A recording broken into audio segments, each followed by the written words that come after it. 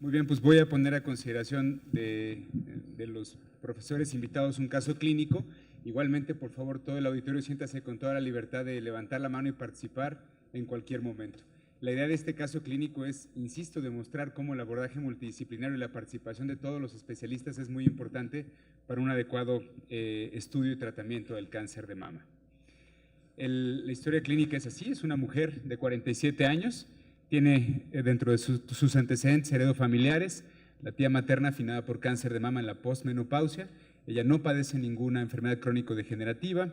Dentro de sus antecedentes ginecobstétricos, tuvo su menarca a los 12 años, tuvo 3 embarazos y 3 partos, actualmente es premenopáusica y tiene como único antecedente de relevancia la excisión de una lesión mamaria derecha hacía 10 años, que fue con un reporte benigno. Su padecimiento actual: ella se autodetectó un tumor mamario izquierdo de 3 meses de evolución, cuyo crecimiento fue rápido y sin otros síntomas agregados.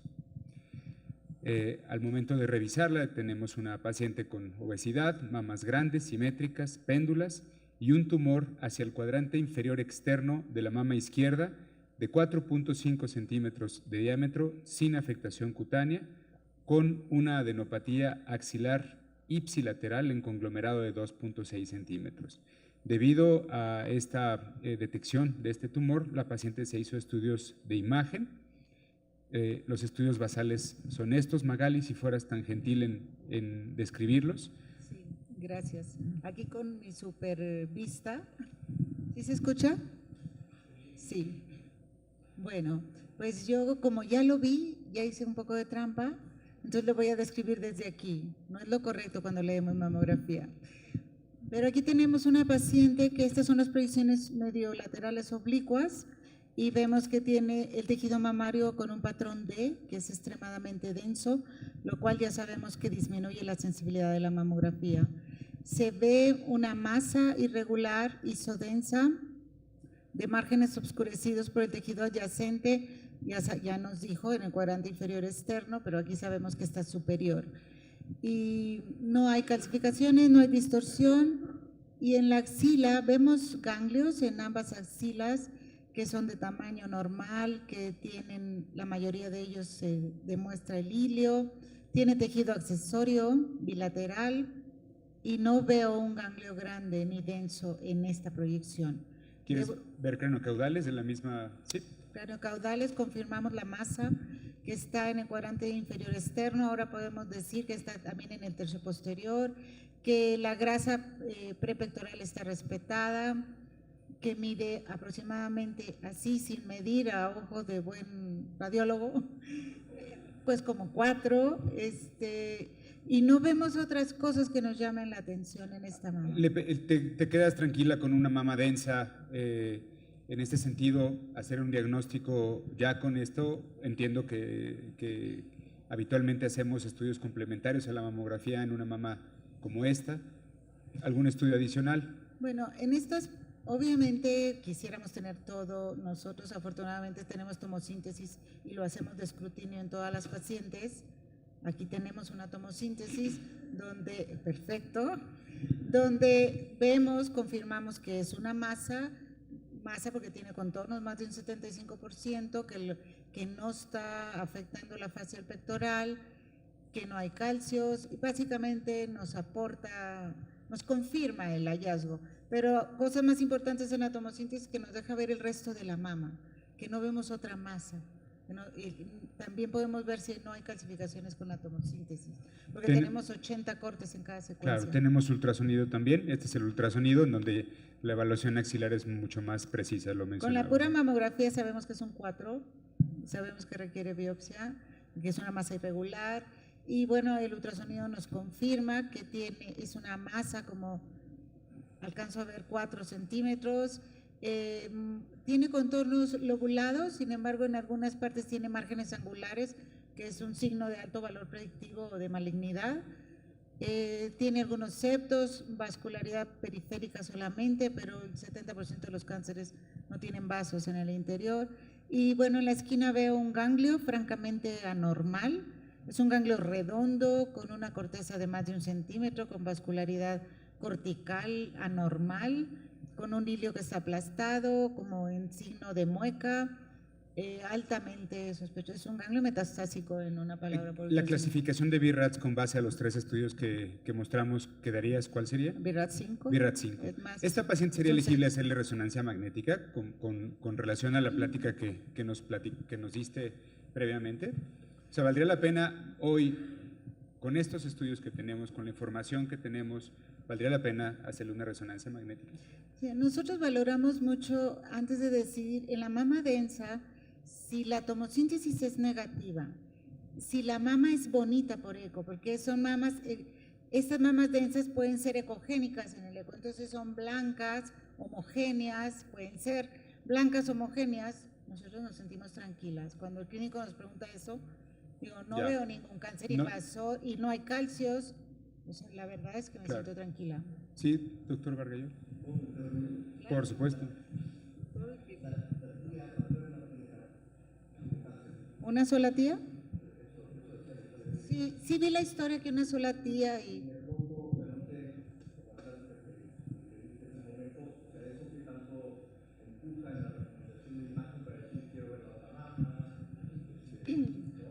Una sola tía no sobrepasa más del 15% de riesgo, solo si si hiciéramos el Gale o el Klaus o alguna otra cuestionario, pero una tía no es significativo para considerar que tenga un riesgo alto. Si tuviera 2 tías paternas… Es una tía paterna nada más. Sí. Muy bien. Con base en esto, pues claro, al ser BIRAT 5, una lesión palpable, lo conducente sin duda es hacer una biopsia, ¿de acuerdo? Ya mencionaba la doctora Alvarado que la mayor parte o la mayor cantidad de biopsias que reciben en el siglo XXI, entiendo, son biopsias con aguja de corte, doctora. Sí. Usted publicó hace algunos años un artículo interesante en donde hacía la comparación del valor diagnóstico de la biopsia con aguja de corte con la biopsia por aspiración con aguja fina.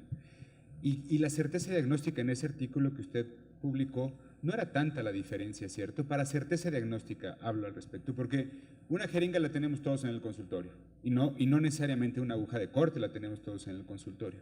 ¿Cuál sería su consideración al respecto? Ahora, debo de decir con franqueza que ya la biopsia por aspiración queda reducida a su papel a muy poquitas cosas en glándula mamaria.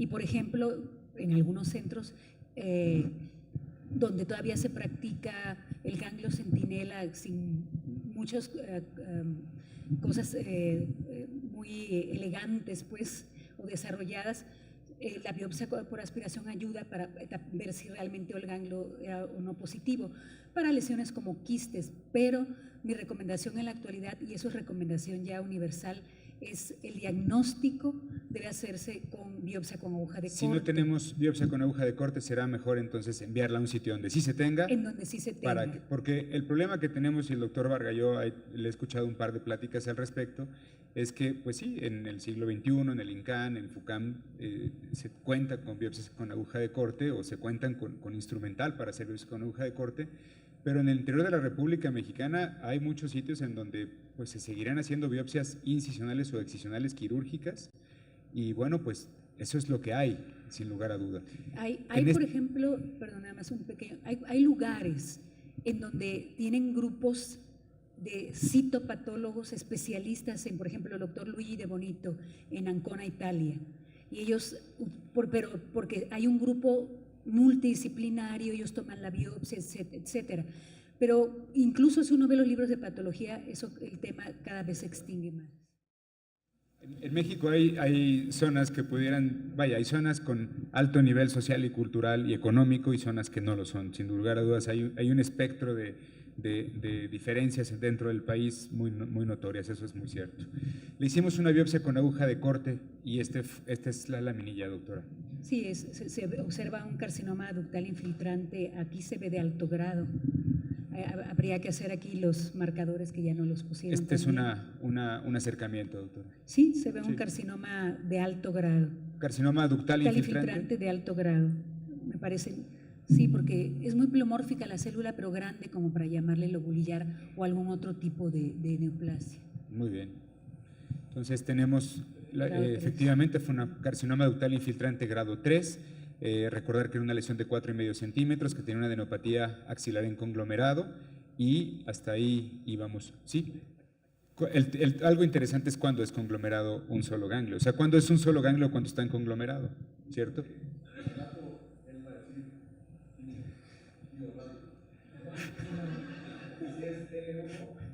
Es que quizás el doctor Mahfouz se refiere a que el conglomerado era algo palpable. Así es. Porque aquí tenemos una jiribilla, ¿no? La paciente tiene tejido accesorio, ¿sí? Y después de los 40 se nos junta aquí la grasita. Entonces palpamos grasa. Sí, bueno, porque cantidad de veces que a veces que doctora le tocó algo y la axila está reportada negativa. Y bueno, tráela otra vez. Ok, márcalo. Sí, marcamos en la piel y vemos nada, grasa, porque tiene tejido accesorio.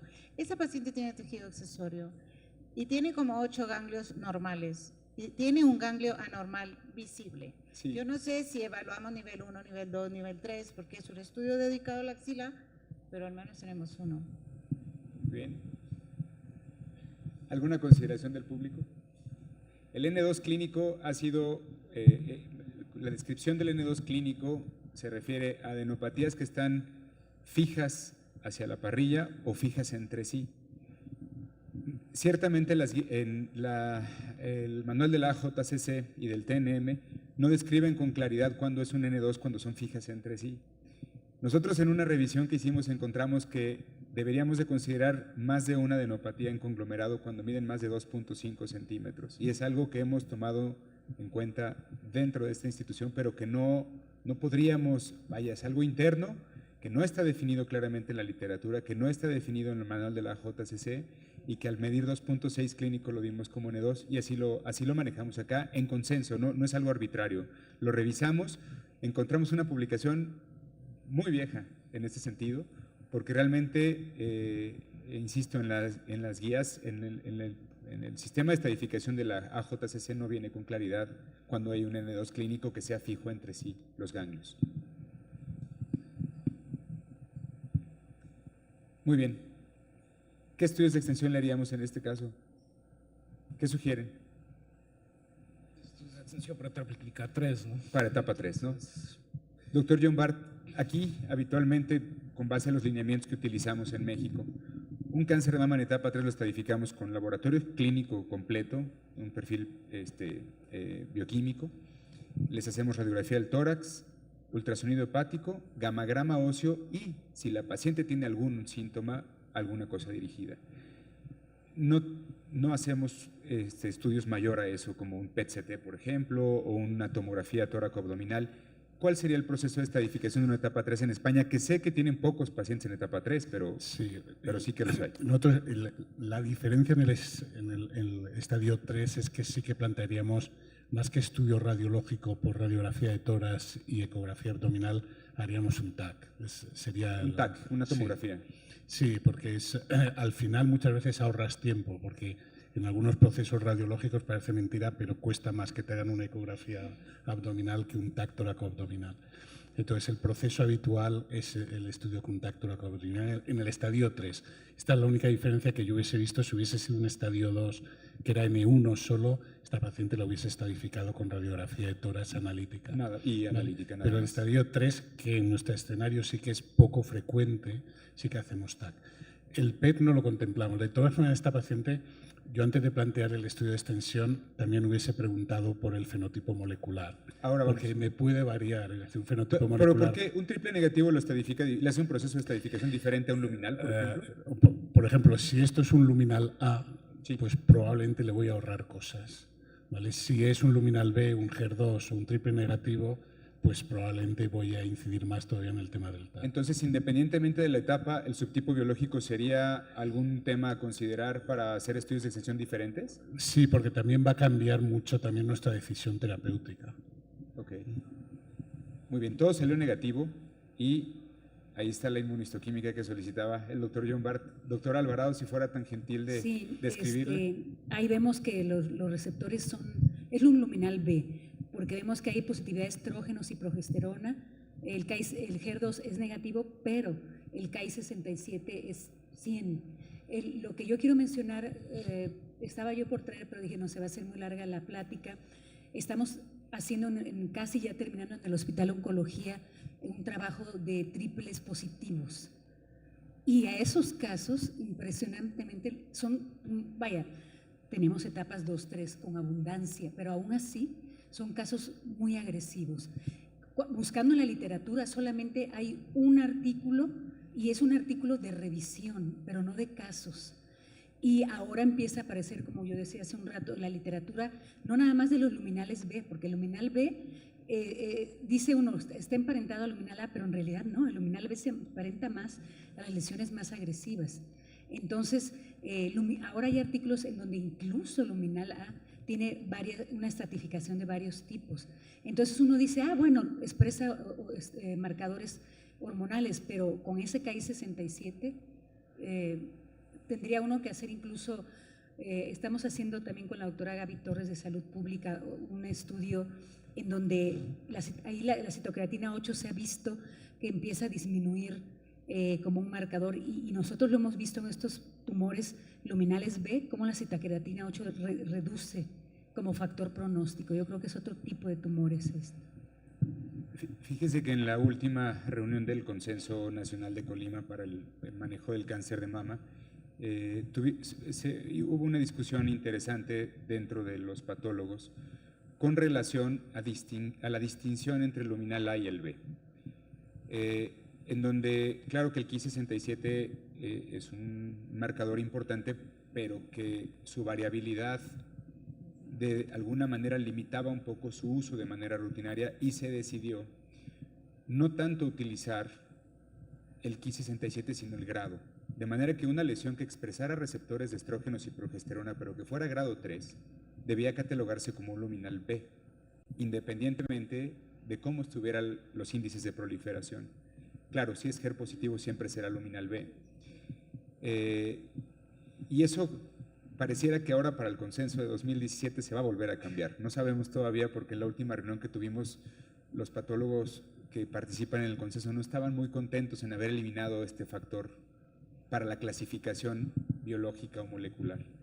Es que eso pues no está estandarizado a nivel internacional, y desde el punto de vista molecular, cuando se observa la diferencia entre un grado 1 y 2, están relacionados, pero el 3 es el que se dispara. Entonces yo no estaría tan segura de que con el grado nuclear se sustituyese. Lo que se dice, el 20% que actualmente se toma como punto de corte es todavía, está arbitrario todavía un poco, ¿no? En un pantano. Y lo que se menciona es que cada centro debiéramos tener nuestro propio sistema de evaluación. Por ejemplo, hay un artículo japonés de más de 3,000 pacientes japoneses, y ellos les resultó el 30% de Ki67 como el punto de corte para dividir entre A y B. Entonces, como nuestras pacientes son diferentes y uno ve una pléyade cuando ve uno muchos de estos casos, sobre todo cuando está uno haciendo series, ve uno cómo hay una pléyade de cambios. Entonces yo no creo que el Ki67 deba eliminarse. En la clasificación que utilizan en España, doctor, para la distinción entre el A y el B, Antonio. Vamos a ver, yo creo que aquí la diferencia es cuando se hace el diagnóstico por un TrueCut el diagnóstico es por TrueCut, que cuando es la pieza quirúrgica.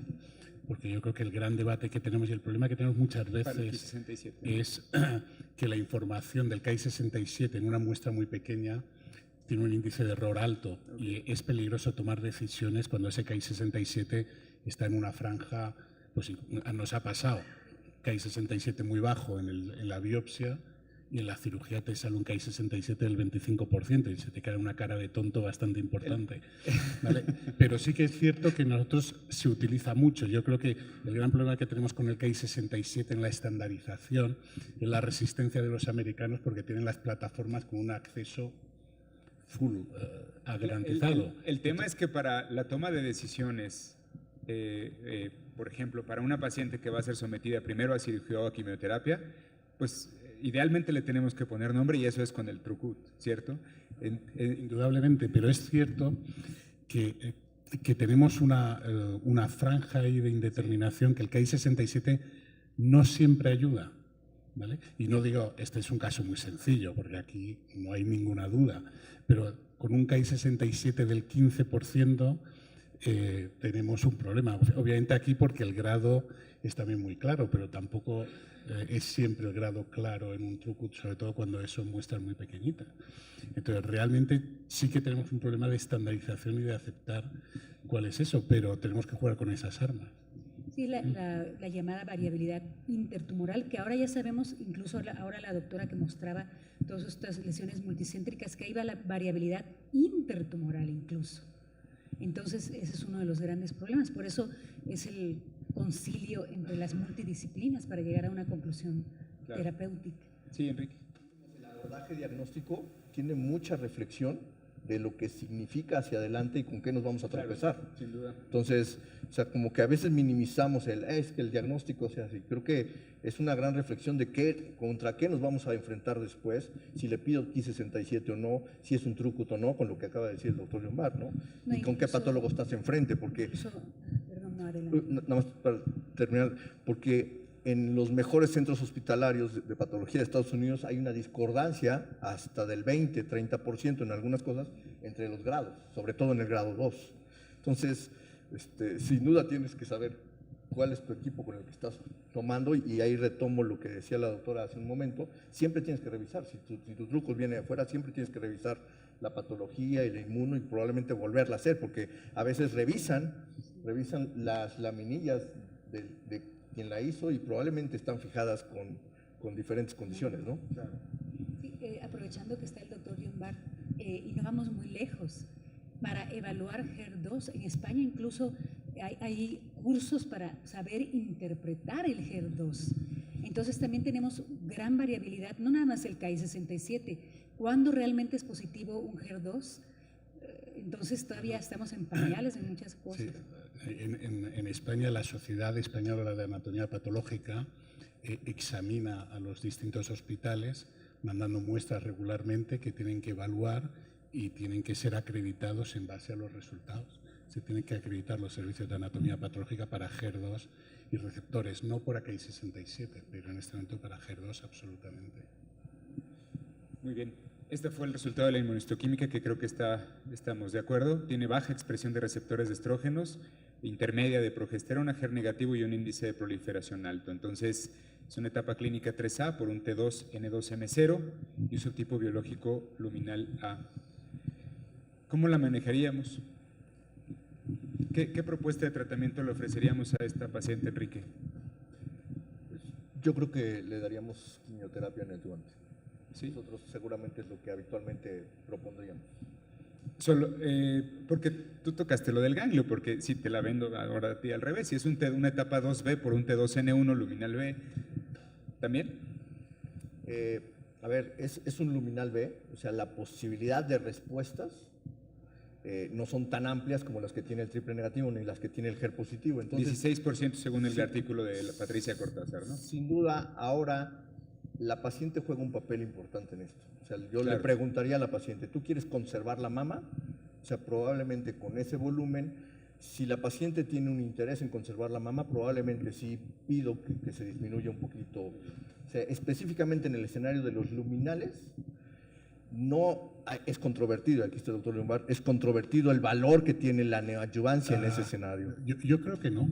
Es decir, yo a esta paciente no le plantearía una duda, porque no la hay. Esta paciente va a llevar quimioterapia. Si fuera N1. Si fuera N1. Esta paciente, un T2N1, va a llevar quimioterapia. Sí. Posoperatoria o preoperatoria. La va a llevar. No hay ninguna duda. 44 años, un Ki-67 el 90%, grado 3, ganglios afectos, tumor más de 2 centímetros. Tiene todos los criterios menos que tiene receptores hormonales, pero esta paciente tiene mal pronóstico siendo luminal, muy malo. Esta paciente, esto lo dijo Ortovalli, cualquier paciente que tenga que llevar quimioterapia puede ser una buena opción la neoadyuvancia. Entonces, esta paciente, la neoadyuvancia, da dos valores añadidos. Uno, mejora la posibilidad de conservación de la mama de una forma muy significativa. Y segunda, nos va a dar información, pero la respuesta completa patológica no es la única paciente que se beneficia de la quimio. Es decir, la respuesta completa patológica No, es decir, es que solo hay un 15% de pacientes que, como no hace respuesta completa patológica, se han beneficiado de la quimioterapia. Ahora sabemos que probablemente para los luminales el residual school burden es mucho más sensible y te va a identificar mucho más el pronóstico residual tras quimioterapia. Entonces, yo esta paciente, desde luego en España, no sería una paciente de duda, ¿vale? Porque hay beneficios por todos lados de hacer la neoadyuvancia, ¿vale? Otra cosa es que la paciente sea reluctante o rechace la quimioterapia, pero en este caso el beneficio global de la quimioterapia está por encima del 12% de supervivencia a 10 años. Entonces, ustedes... Nada más para poner una ventaja que podría tener el operarla. En el N1 estoy hablando. La etapificación. Para ver si se tendría Para que ver si irradiar o no. tendría que radiarla o no. O sea, Pero esta paciente... O sea, no hay duda de quimio, nosotros pero hay la duda de vamos a radio. irradiar.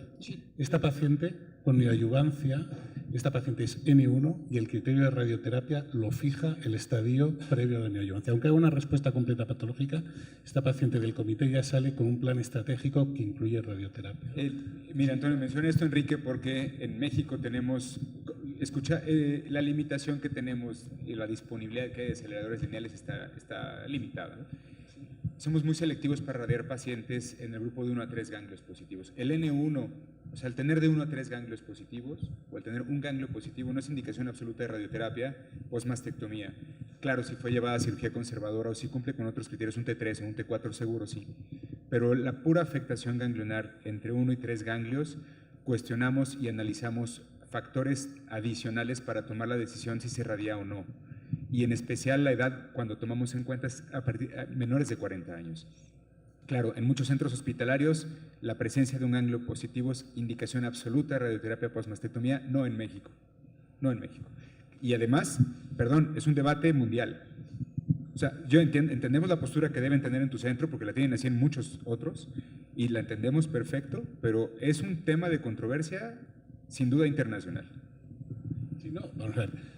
Nosotros tampoco en España irradiamos a todo N1, ¿vale? No es criterio irradiar todo N1, pero en un plan terapéutico donde se decide neoadyuvancia por un tumor que no es un localmente avanzado, esa paciente la etiqueta de radioterapia se la lleva, porque la duda de si es N1 o es N2 hace que ya sale con esa etiqueta. Bien. Sí, doctora. Algo que me faltó mencionar es lo siguiente.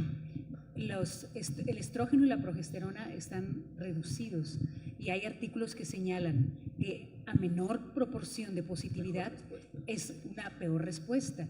Ahora bien, la progesterona últimamente está adquiriendo gran valor como predictiva, pues la progesterona antes era, yo me acuerdo alguna vez cuando los trials, estos múltiples que se hacen para los triples negativos, el doctor Giuseppe Via le dijo, vamos a quitar la progesterona y vamos a decir doble negativos, para que no.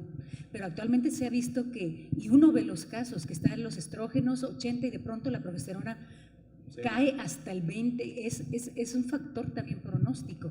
Y si bien hay positividad de estrógenos y progesterona, son bajos. O sea, es algo que también es importante mencionar. ¿Qué esquema de quimioterapia propondrías, Antonio? Bueno, en los luminales yo creo que hay poca discusión. El esquema es incorporar, si la paciente tiene buenas condiciones, antraciclinas y taxanos. Y en general, aunque parezca mentira, todo esquema que ha sido lo que llamamos esquemas acelerados, como fue la filosofía alemana en un momento dado, no ha mejorado los resultados. Entonces, es un poco contradictorio, es uno de los temas que tenemos más discusión, por qué los esquemas acelerados en adyuvancia funcionan, sin embargo en neoadyuvancia no contribuyen a aumentar la respuesta completa patológica, sino que la disminuye.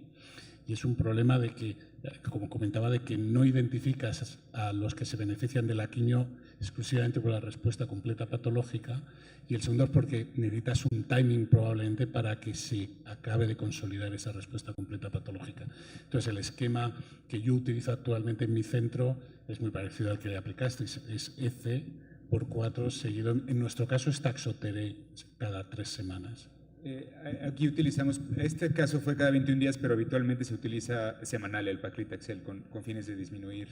El semanal, obviamente, el resultado es equivalente al Taxotere cada 3 semanas y al final es un tema de estrategia hospitalaria. Yo tengo pacientes que vienen de muy lejos, les es más confortable que sea cada 3 semanas que tengan que venir todas las semanas. Tengo pacientes que vienen de 120 kilómetros de distancia, entonces, Igual. lógicamente…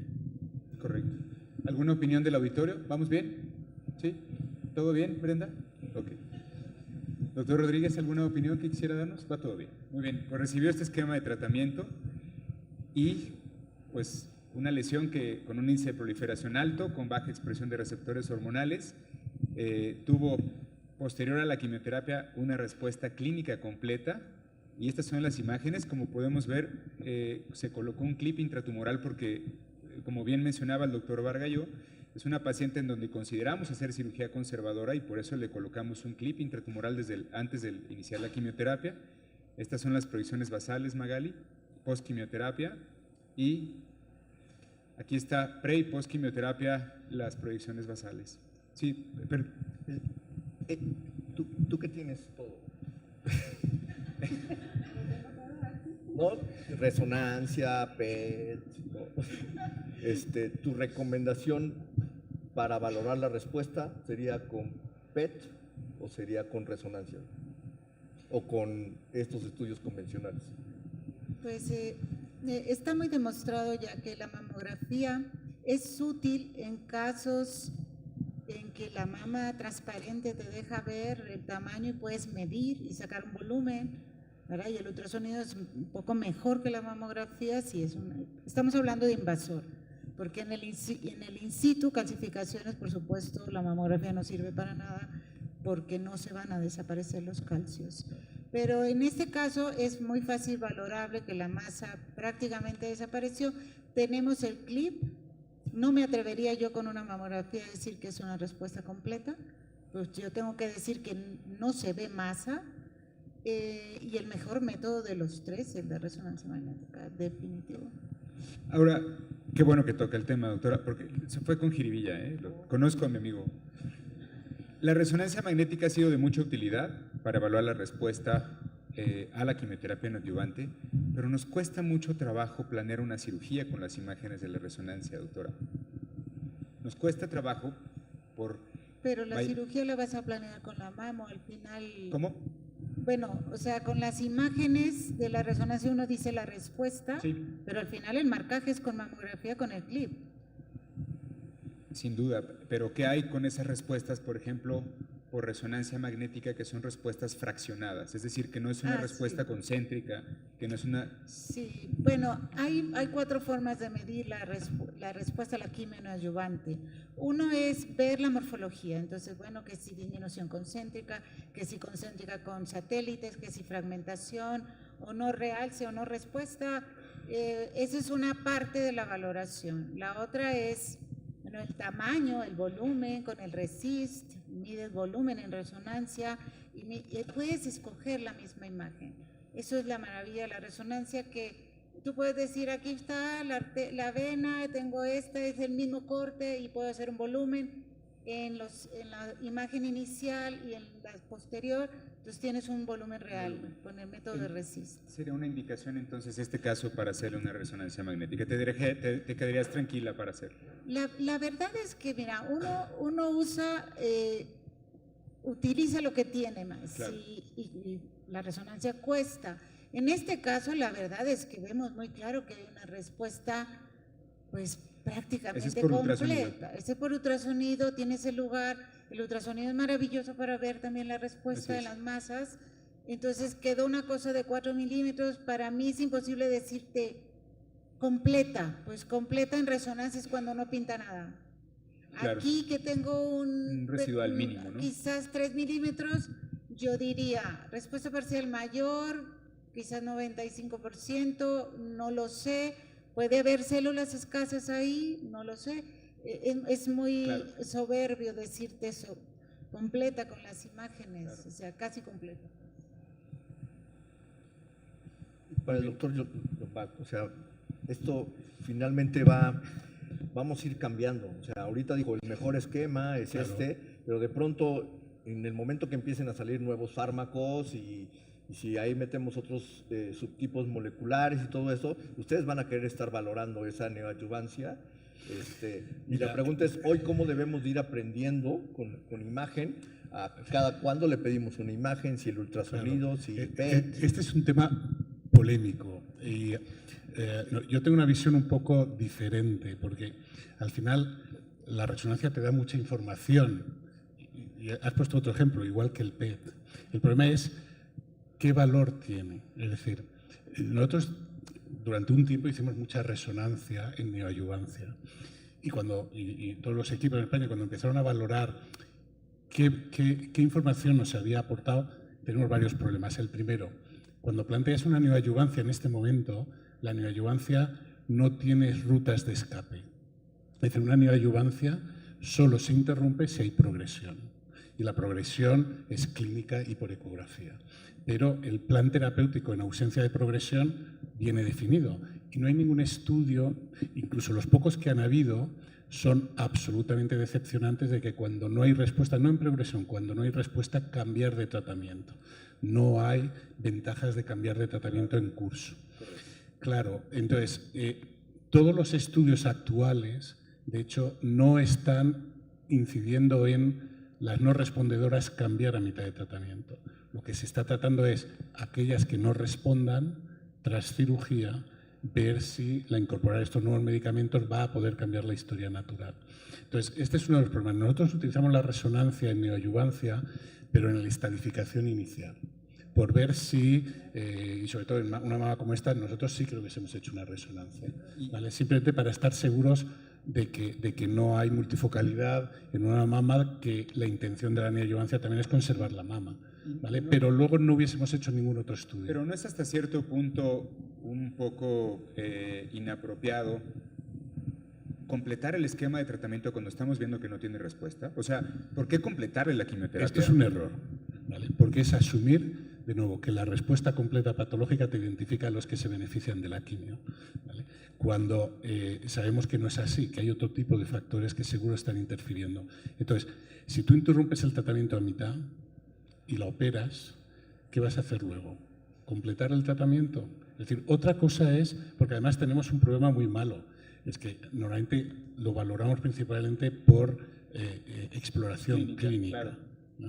Y la exploración clínica sabemos que luego acabas operando rápidamente a una paciente y te encuentras que luego Y tiene un puras 95% fibrosis, ¿no? de respuesta, ¿vale? Nos ha pasado. Entonces, si tú tienes una duda en ese momento, sí que podrías plantear el tema de la resonancia, si tienes una resonancia previa, ¿vale? Pero yo creo que, es decir, lo que hay es que tranquilizar al paciente que no está respondiendo, sobre todo en los luminales, que es muy frecuente, porque los triples negativos y los HER2, vamos, se funde, ¿vale? Pero los luminales sí que a veces te cuesta decir al paciente, hay que acabar el tratamiento, no estás progresando, la cosa no va mal, veremos lo que queda en la cirugía, que es lo que nos va a dar la información. Y la resonancia final, para confirmar la respuesta completa patológica, dices, bueno, si me la va a dar el cirujano y el patólogo, a mí que antes me hagas una resonancia y dices, oye, qué bien, te vas a la cirugía en respuesta completa. Digo, bueno, eso me lo dirá el patólogo después de que el cirujano lo opere. Entonces, yo creo que la resonancia es una técnica formidable, pero no la valoro, no me da el valor que yo creo que me tiene que dar en la neoadyuvancia. ¿Un comentario, Enrique? Pero aprovechando que estás aquí, o sea, nosotros somos un país que tenemos que ir más rápido para alcanzar al primer mundo. Sí, pero no tenéis que pasaros. En términos de eso nos pasó a nosotros en España. Nos pasamos 5 años haciendo trasplante de médula. La pregunta es, o sea, al final, ahorita cualquier estudio importante que estés haciendo, se están tomando biomarcadores antes de la cirugía, durante las quimioterapias y al final. Entonces, probablemente, es pregunta, yo sé, dura, probablemente tengamos que estar acompañándonos más con los patólogos, con las biopsias líquidas, con diferentes biomarcadores o con biopsias del tumor seriadas, más que con imagen. O sea, tengo que invertir yo más a nuevos métodos de imagen o tengo que invertir más a nuevos métodos de identificación de biomarcadores seriados, ya sea con biopsia líquida o con tejido. ¿Tú cómo ves? Yo creo que lo que tienes en este momento que hacer es tener el mejor equipo de anatomopatólogos y de radiólogos posible. Pues ya lo tenemos. Ahora necesitamos ¿qué más? Pero la apuesta de decir lo que va a llegar en el futuro, yo no lo sé. Es decir, nosotros ahora, por ejemplo, en la única escenario donde hay una oportunidad de que pueda haber un tratamiento guiado es en la población HER2. Y de hecho nosotros vamos a empezar un estudio, que el estudio es que pacientes HER2 positivos en neoadyuvancia van a llevar solo doble bloqueo con Herceptin y Pertuzumab. No llevan quimio y tras 2 ciclos, bueno, se hace resonancia y PET y tras 2 ciclos se repite la resonancia y el PET. Las que están respondiendo por PET, el criterio va a ser por PET, van a seguir con este tratamiento sin quimio y las que a la cirugía, que esperamos que sea sobre el 35% de las pacientes, estén en respuesta completa patológica, no van a llevar quimio tampoco en adyuvancia. Y las que no respondan se rescatan con quimio. Probablemente es el único escenario en este momento en el que podemos pensar que la radiología va a tener un papel fundamental porque nos va a poder reducir el tratamiento de quimioterapia en un subgrupo de pacientes. Pero fuera de ese escenario veo muy difícil que en neoadyuvancia en concreto vayamos a tener oportunidades de meter tratamientos rápidamente. Es posible en luminales, pero es un tema mucho más complicado, que es el tema del tratamiento hormonal con los inhibidores de ciclinas, ¿vale? Y ya no es quimioterapia, ¿vale? Obviamente la biología molecular es fundamental, pero nos estamos llevando muchos chascos, muchas decepciones a la hora. Probablemente, si hay que apostar por la biología molecular, indudablemente es en el triple negativo, porque es definir algo por 3 negaciones, es como la Biblia. Te entra desde San Pedro hasta el diablo. Pues eso es lo que pasa con el triple negativo. Probablemente ahí sí que vas a tener que trabajar mucho más con los patólogos para identificar los subgrupos que realmente vamos a poder guiar tratamientos. Sí, doctora. De hecho, por ejemplo, para mí, al día de hoy, para poder decir respuesta patológica completa, lo tiene que decir el patólogo. Pueden haber focos minúsculos que ni el aparato más sensible los capte. Generalmente las respuestas post-tratamiento casi totales es como un panal de abejas. Entonces uno ve ahí los nodulitos. Ahora hay otra cosa, el carcinoma in situ, quizás por la membrana basal, responde menos que los carcinomas infiltrantes. El doctor, bueno, esa es la experiencia mía y es lo bueno que se va adquiriendo.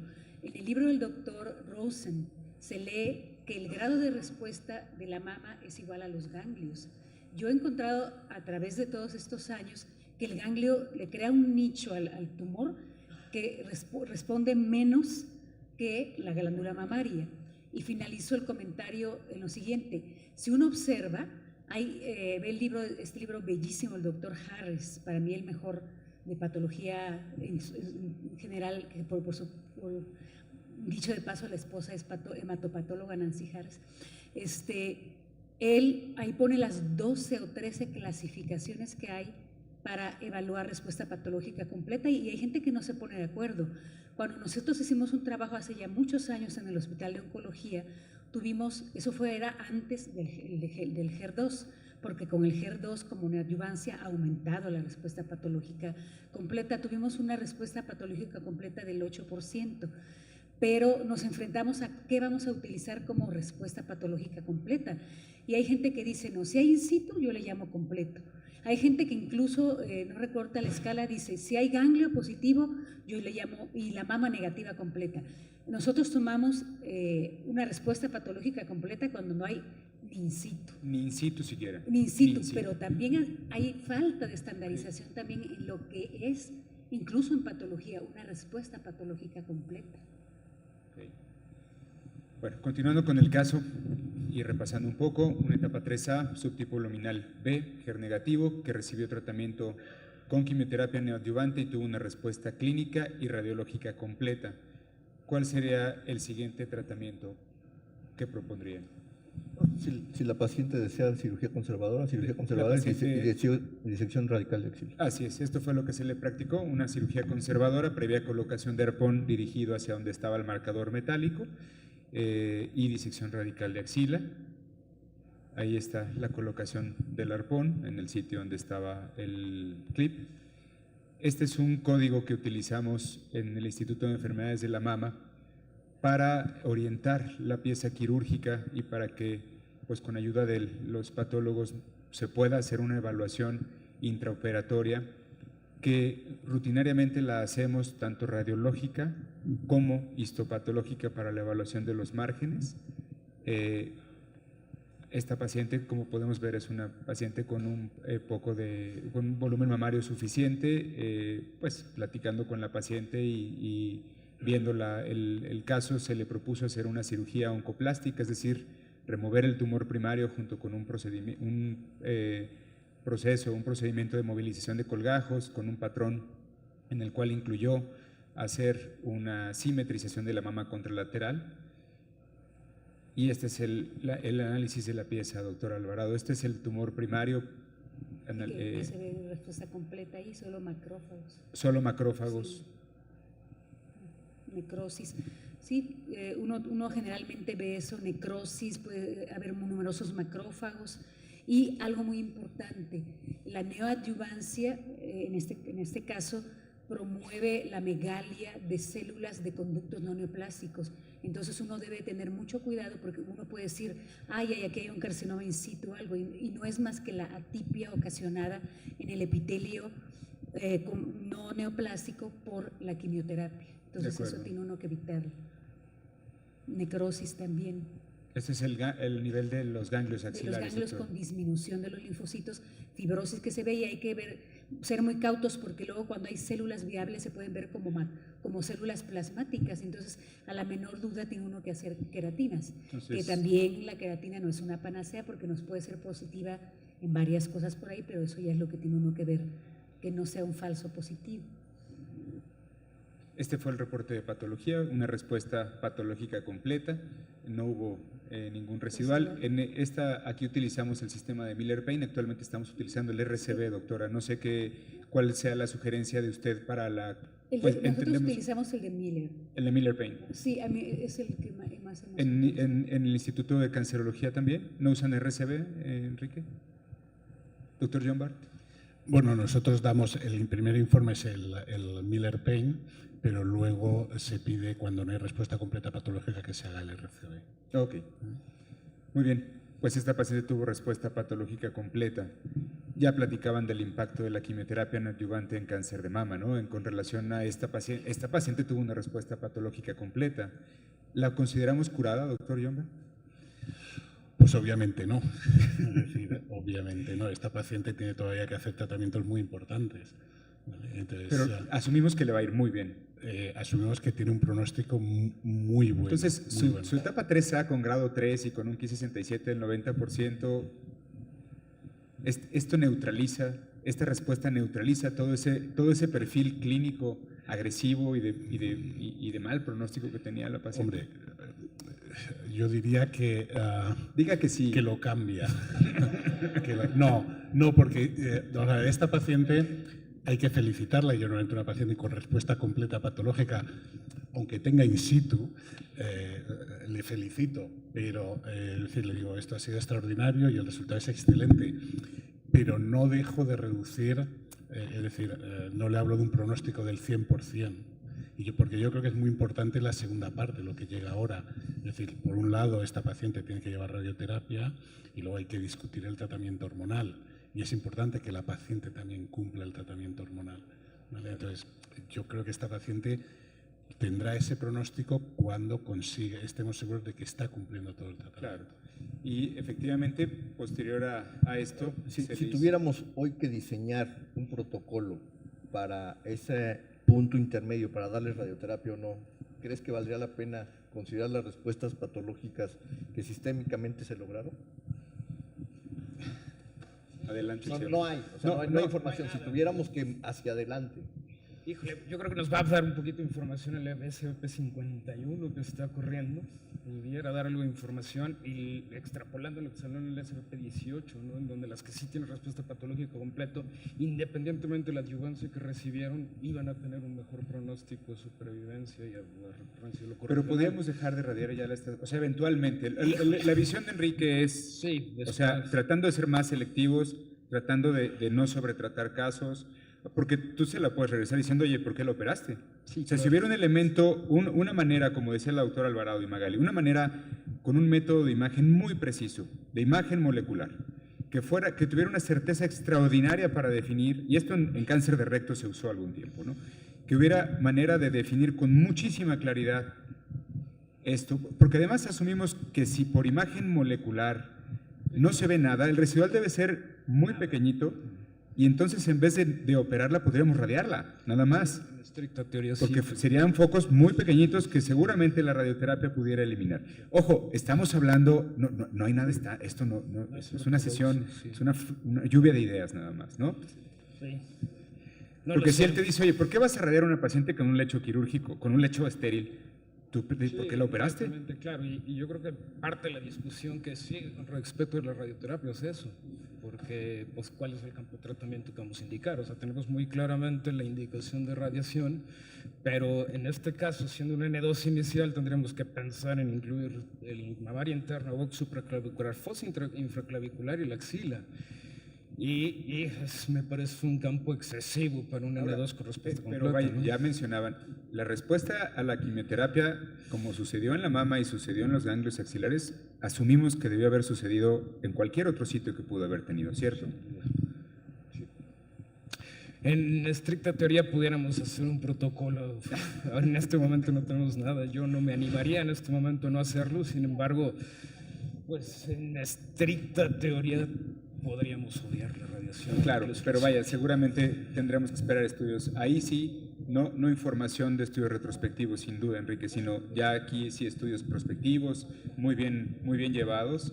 Y yo creo que sí nos encontraríamos cosas interesantes en este sentido, pero con la información que se tiene hasta hoy, esta paciente forzosamente tiene que irradiarse. Sí, tiene sobre todo por el hecho de la cirugía conservadora, ¿no? Es una paciente que a pesar de ser una etapa clínica 3, tiene una cirugía conservadora y tiene dos indicaciones claras, que es esta y el N2 inicial. Claro. Esto, bueno, pues queda en el contexto de recomendaciones de ASTRO, de NCCN, no hay ninguna indicación de no someter el tratamiento de radiaciones, sin embargo, lo que sí me parece que sigue estando en el consenso de todos lados, en St. Gallen, en el UpToDate, son los campos de tratamiento, ¿no? Estamos hablando de pacientes N2, en pacientes con respuesta patológica completa y en donde, aunque las indicaciones siguen siendo de manera ortodoxa incluir las zonas linfoportadoras, esto no necesariamente es el campo idóneo de tratamiento, en el sentido que sí tenemos entre 30 y 40% más de complicaciones en los pacientes que incluimos con esto. Y ya estamos listos, Chemo, para utilizar un hipofraccionamiento como este en todos los casos de localmente avanzado. Híjole, a mí me parece que sí, o sea, cada vez es más la utilidad. No se ha explorado mucho, sobre todo en la inclusión de WOC supraclaviculares. La experiencia que tenemos en el hospital es bastante buena, me parece que la tolerancia ha sido útil, llevamos más de 1000 pacientes en este protocolo. No es todavía un estándar, sin embargo ya incluso la NCCN aprueba el uso de hipofraccionamientos alterados después de la resolución y conclusiones del START-BEN, donde se iguala o es igual de suficiente dar 40 Grays en 15 fracciones que los tratamientos estándar. Y es igual de efectivo, me parece que si se tiene la condición suficiente tecnológica para un tratamiento en donde se tenga la certeza de incidir y reproducir el tratamiento, es un tratamiento útil y es un tratamiento bien tolerado. ¿Alguna consideración, Enrique? Porque vi que no, alguna... No, o sea, el punto es cómo debemos actuar. O sea, oncología médica de pronto cada vez da menos quimio en diferentes escenarios, cada vez hay cirugías más pequeñas. Por cuestiones de tiempo, ahorita lo escribió el doctor, no le doy semanal porque viene lejos, sino se lo doy trisemanal. De pronto el hipofraccionamiento contesta a una situación igual que cuando vienen lejos, ¿no? Acortas tiempo, pero no estás acortando regiones radiadas. O sea, todavía no. o sea, sigues dando los mismos campos, nada más en menos tiempo. Exactamente. Entonces, si ellos biológicamente, cada vez, y nosotros biológicamente, cada vez hacemos algo más pequeño, la pregunta es radioterapia, ¿cuándo disminuye? Sí, yo creo que eso es algo fundamental en ya hacerlo. O sea, de hecho ya en muchos foros la inclusión de las zonas linfoportadoras está en duda. No tenemos todavía una evidencia. Yo creo que sí va a resolver mucho el 51, ¿no? Se está corriendo, es un estudio que está aleatorizando incluir zonas linfoportadoras versus no en prácticamente todas las pacientes. Van a llegar en el primer corte hasta 3 pacientes, posteriormente hasta 3 ganglios, después se evaluarán en 4 ganglios. Y bueno, pues esto es el esquema que empleamos aquí. No es un tratamiento ortodoxo, excluimos el hueco supraclavicular. Esto no es una práctica habitual, pero justamente encontrando la respuesta patológica completa y evaluando lo que vemos de recomendaciones de la NCCN, esto lo basan en 2 estudios, un estudio del Dr. Whelan en Canadá y otro de la EOR. Y en estos estudios en donde no recibieron quimioterapia neoadyuvante, se aleatorizó justamente recibir tangenciales altos o no versus inclusión de todas las zonas linfoportadoras, y aunque de manera global sí hay una mejoría en aquellos pacientes con la inclusión de todas las zonas linfoportadoras, cuando se analizan los subgrupos de pacientes en etapas tempranas o de 1 a 3 ganglios positivos, estos pacientes no tienen un beneficio con la inclusión de zonas linfoportadoras en el control locorregional. Sí, en aquellos pacientes con más de 4 positivos, cirugías conservadoras, triples negativos o ganglios con ruptura capsular quirúrgicos. En el hospital, pues lo que se tiene es un equipo de tomoterapia, es un equipo que me emite radioterapia helicoidal. Lo que usamos fue una versión helicoidal de esta misma, se incluyó la totalidad de la mama residual y se evaluó el sitio donde habíamos observado el ganglio inicial, se contorneó la zona axilar, se incluyeron las zonas axilares y se excluyó mamaria interna, fosa infraclavicular y hueco supraclavicular con inclusión de la axila. No nos hemos animado todavía a delimitar o a disminuir más la dosis, con las ventajas que se tienen, ¿no? Los pacientes toleran bastante bien, se tienen histogramas óptimos, se cumplen las especificaciones, estamos cumpliendo con menos del 20% de pulmón con 20 Grays, con buenas tolerancias. Entonces, bueno, pues también se deja consideración, es un tratamiento no ortodoxo, pero pues basado en una situación. Muy bien, ya mencionaba el doctor Antonio Llombarte la necesidad por el subtipo biológico de dar hormonoterapia. Esta paciente tiene 47, es premenopáusica y ahí yo sé que la siguiente charla está enfocada a esto, pero siempre pues, seguimos teniendo la duda, ¿qué tan agresivos debíamos ser desde el punto de vista endocrino con una enfermedad como esta que expresa receptores bajo, que tuvo una respuesta patológica completa, es premenopáusica, sabiendo que la hormonoterapia no es inocua, sobre todo a largo plazo, y conociendo que, insisto, tuvo una respuesta patológica completa. Claro que la hormonoterapia la vamos a indicar porque expresó receptores, eso no tenemos la duda, ¿no? Por eso ponemos ahí qué tipo de hormonoterapia, no si ponemos o no hormonoterapia, eso no hay duda, ¿no? Estoy de acuerdo contigo que la gran duda aquí es qué tratamiento hormonal hay que proponer a esta paciente. ¿Vale? Y porque la respuesta completa patológica ha cambiado su pronóstico, con lo cual también cambia el riesgo o el beneficio real del tratamiento hormonal. Indudablemente el tratamiento hormonal tiene una acción que no tiene el resto de tratamiento, que es también la acción de prevenir la segunda mama. Pero también es cierto que esta paciente, con un tratamiento tan simple como tamoxifeno, pues tiene un riesgo de recaída inferior al 5%. ¿Qué puede hacer otro tratamiento para reducir ese riesgo?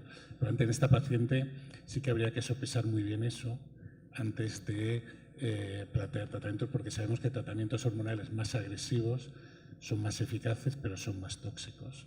El segundo planteamiento también sería la duración del tratamiento. Pero yo probablemente esta paciente, la respuesta completa patológica sí que me cambiaría la orientación de tratamiento, y esta paciente, mi consejo sería tamoxifeno. No iría a tratamiento más agresivo. Fue lo que se le dio por 5 años, tamoxifeno, bueno, que está recibiendo actualmente, tamoxifeno 20 miligramos al día por 5 años. Creo que esta paciente, con el tiempo hay que hablar con ella y en función de su tolerabilidad, de cómo lleva el tratamiento, plantear un tratamiento a más largo plazo, pero siempre yo creo que orientado a la tolerancia de la paciente, porque el beneficio yo creo que va a ser modesto. Muy bien. Muy bien. ¿Algún comentario final que quisieran hacer los autores, los profesores, perdón, o alguien del público? ¿Algún comentario? Yo aquí, el único comentario, no hemos entrado porque no había mucho riesgo, pero esta paciente, el riesgo de ser mutada portadora de BRCA era bajo, porque el antecedente familiar no es un antecedente muy directo.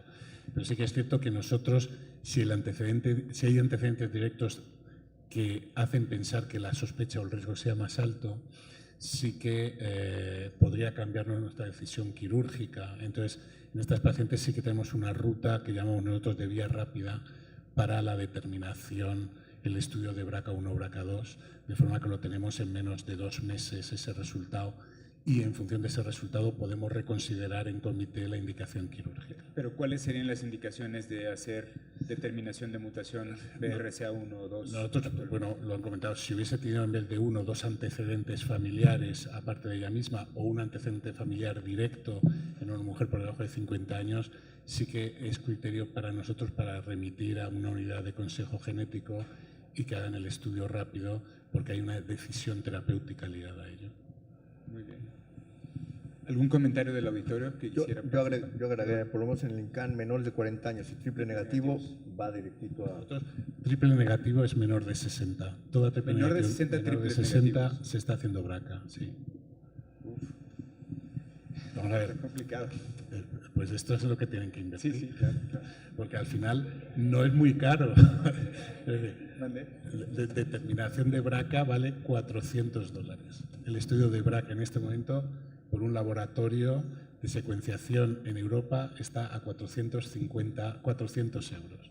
¿Vale? Entonces, ¿no? Entonces Ya estamos consiguiendo precios más accesibles en México, pero están mucho más caros que eso. ¿Mande? Bueno, no podemos, Quest lo pone 22,000 pesos, Invitae en $500, sí, más o menos, sí. Sí. Sí, sí, sí. Ya hay de $500. Ya de $500, sí, sí, sí, sí. Muy bien. Muchísimas gracias por su participación. ¿Algún comentario del auditorio Yo. nuevamente? Sí, doctora Carvajal, por favor. En el contexto de haber pedido el BRCA, ¿agregan la neoadyuvancia entonces la sal platinada? en un luminal no. Ok. Es decir, en nuestro protocolo, de hecho, de neoadyuvancia en triple negativo, ya se incorpora la sal de platino, independientemente de si la paciente es BRCA mutada o no. ¿Vale? Creemos que los datos hacen que probablemente todas las triple negativas para la población global pueda haber un beneficio, entonces está incorporado. Pero en las luminales, la verdad es que también te Hay digo, algunas. no hemos tenido ningún caso de luminal que haya salido BRCA en el contexto de una neoadyuvancia. No sé si eso, porque eso se consensúa a veces en comités, si hubiese hecho cambiar, es posible que lo hubiese hecho cambiar. Ok, gracias. Muy bien, pues nuevamente muchas gracias por su participación. Gracias, Chema.